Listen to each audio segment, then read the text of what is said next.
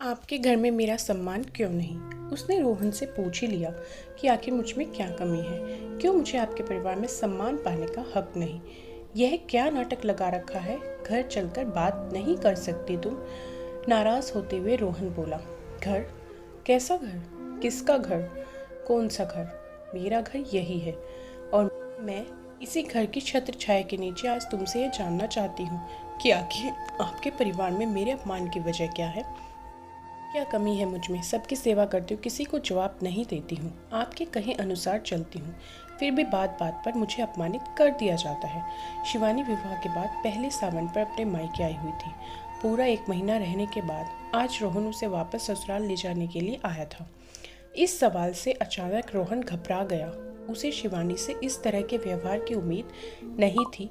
जो शिवानी सबके सामने सदैव चुपचाप रहती, कभी पलटकर जवाब नहीं देती, यहाँ तक कि आंख उठाकर भी न देखती। अचानक से आज उसके इस तरह के बदले हुए रुख से रोहन हैरान और परेशान था। अब आखिर क्या बोलता रोहन? कोई जवाब नहीं था उसके पास, क्योंकि शादी के बाद इतने दिनों में शिवानी ने एक भी ऐसी गलती नहीं की थी जो वह शिवानी के माता पिता के सामने बोल पाता। लेकिन उसके परिवार की तो 1000 गलतियां थी। आज उसकी आंखों के सामने वह घटना चलचित्र की भांति घूम गई। जब रोहन ने अपनी छोटी बहन शुभी को किसी बात के लिए कुछ बोला था तो माँ ने शिवानी को ही खरी खोटी सुनाई थी। तुम्हारे आ जाने के बाद मेरा बेटा बदल गया है। उसने कभी इस तरह से अपनी छोटी बहन से बात नहीं की। तुम ही उल्टा सीधा सिखाती रहती होगी। आंखों में आंसू भरकर आशा भरी नजरों से शिवानी रोहन की ओर देख रही थी कि शायद वह उसके लिए 2 शब्द अपनी माँ से बोलेगा कि नहीं माँ, ऐसा कुछ नहीं है। मैं तो शादी के पहले भी शुभी को इस तरह से बोलता था। तुम इस तरह के इल्जाम शिवानी पर मत लगाओ। पर रोहन चुपचाप ही खड़ा रहा। एक शब्द भी उसने बोलना उचित नहीं समझा। एक दिन तो हद ही हो गई जब विवाह में मिले एक एक सामान के लिए कितना चिल्ला चिल्ला कर सासू माँ बोल रही थी, कितना घटिया सामान दिया है, कोई क्वालिटी नहीं है, बिल्कुल अच्छी पसंद नहीं है। कैसा परिवार मिला है। मेरी बेटी की तो किस्मत ही खराब थी जो ऐसे परिवार से रिश्ता जोड़ा। यहाँ भी रोहन चुपचाप खड़ा रहा। शिवानी के सम्मान के लिए एक शब्द भी नहीं बोला गया उससे।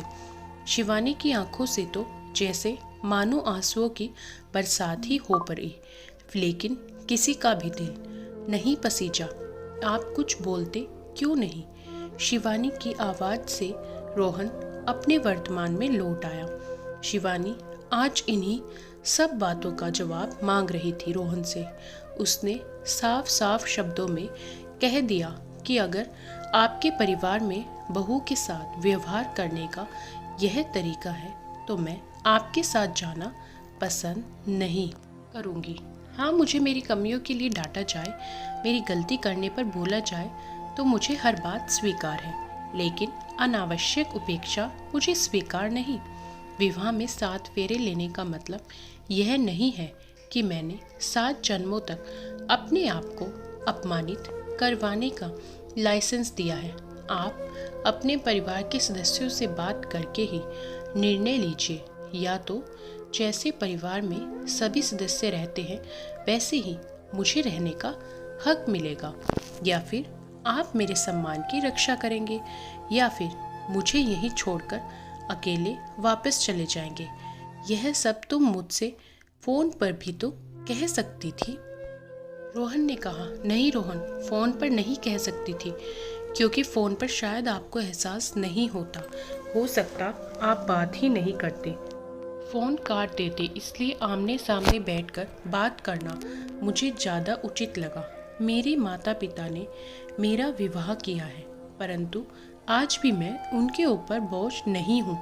रख सकते हैं मुझे मेरे माता पिता अपने पास। पढ़ी लिखी हूँ, सक्षम हूँ अपना भार उठाने में।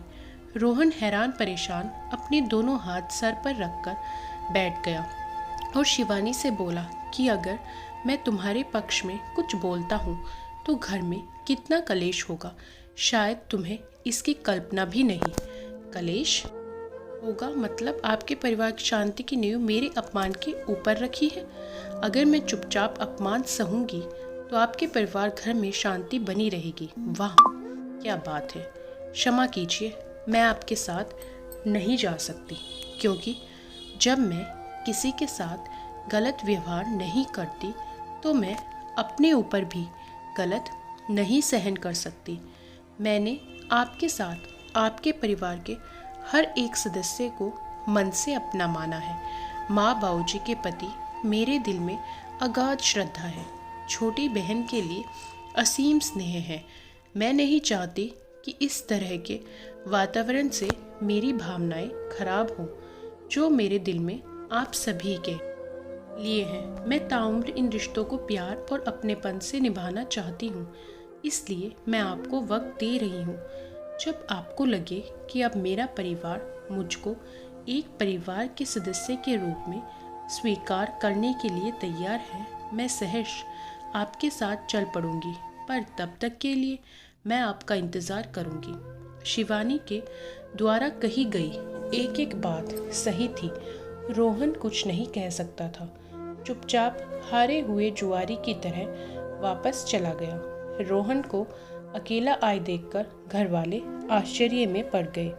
बहू को साथ नहीं लेकर आए।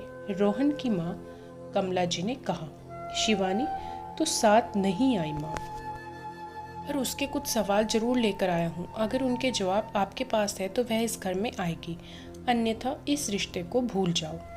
भूल जाना कि तुम्हारे बेटे का घर कभी बसा था, मायूस आवाज में रोहन ने कहा।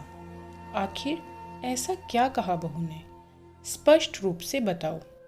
क्रोधित हुए कमला जी बोली। रोहन ने एक एक बात शिवानी की परिवार के सभी सदस्यों के सामने रखी। पूरी बात सुनने के बाद कमला जी ने वही घिसी पीटी बातें बोली कि कोई अनोखा ब्याह हुआ है इस लड़की का।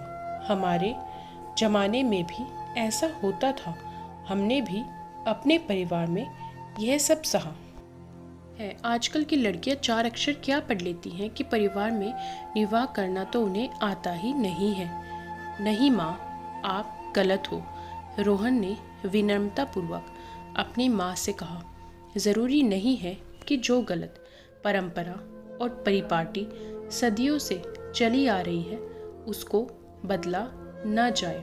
शिवानी की बातें सुनकर मुझे मेरी गलती का एहसास हुआ और कहीं ना कहीं मैं यह सोच रहा था कि कल के दिन हमारी शुभी के साथ यह सब होगा तो क्या हम सहन कर पाएंगे?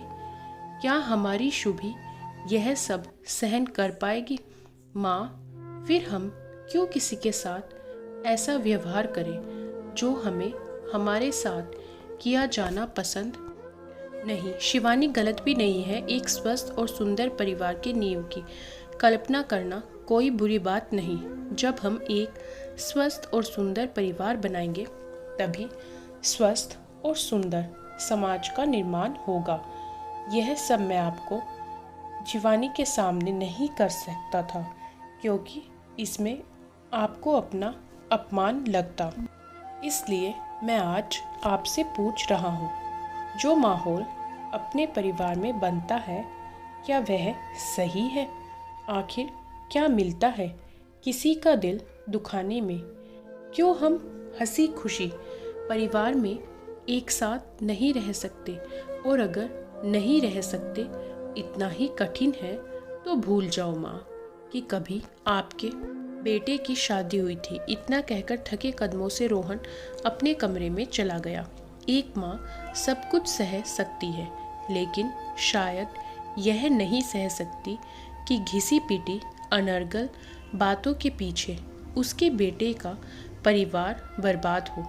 इस बात का उन्हें भी अच्छी तरह से एहसास था कि शिवानी गलत नहीं है, क्योंकि आज तक उसके किसी भी आचरण से उनके परिवार में किसी का भी मान भंग नहीं हुआ था।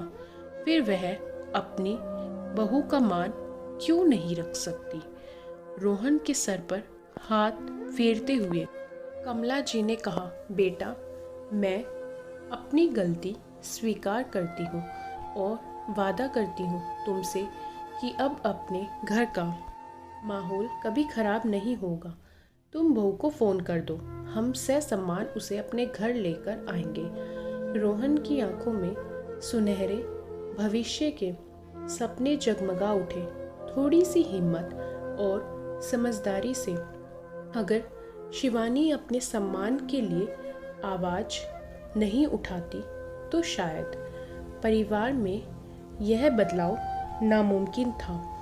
उसका अपमान ही शायद जीवन भर के लिए उसकी नियति बन जाता। क्या आप इस बात से सहमत हैं? आपको ये कहानी कैसी लगी हमें कमेंट में बताएं।